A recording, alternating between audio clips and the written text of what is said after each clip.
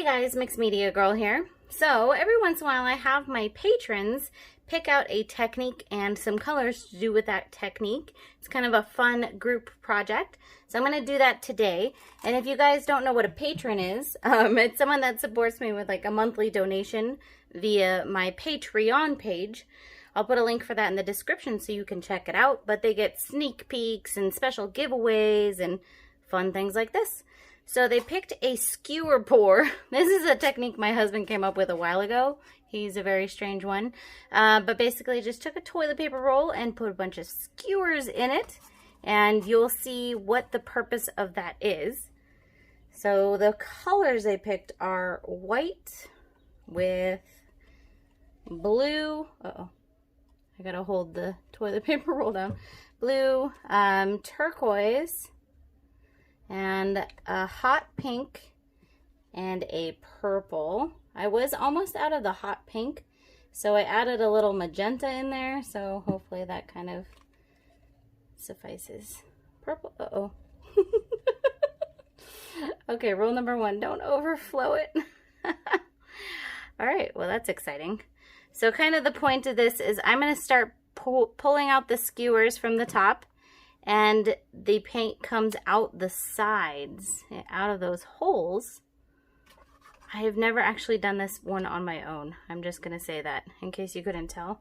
My husband has always helped me, and he's better at this than I am, it seems.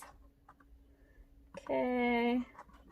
Also, I think I should have angled the skewers down instead of up. Alright, luckily I only put 4 there, so you can see it's coming out the sides. And, oh, also I did that wrong. I was supposed to pull out from the bottom, and I think I started at the top. Oh well, that's okay. It's still going to work out. I'm going to add a little more white in here. And then we're basically going to just let it sit. I'm going to actually let it go. So it's going to come out the bottom as well. I'll safely move my paint bottles out of the way before I knock them all over. And I think we'll just kind of let that drain. Let me pull you down for a side view really quick here. So you can see there it's just coming out of those holes, making this unique pattern. That's pretty cool. So I'm just gonna let that drain for another couple minutes or so, and then we'll come right back and we'll pull it off and see what we've got. Okay, so I let it drain for a few more minutes. There's definitely still paint in here. So I'm gonna kind of pull up and twist a little bit here, because why not? All right. If anything, this is just a fun technique, you guys. My husband comes up with some wacky ideas. And apparently my patrons like it. All right. Well, this is pretty cool. Wow, I actually really like this more than I thought I was going to. Cool. We've got that kind of like burst in the middle there with the pink and the turquoise, and lots of cells popping up. Woohoo! All right, let's let it sit here for a little bit. We'll see what else develops, and then we will do our close-up.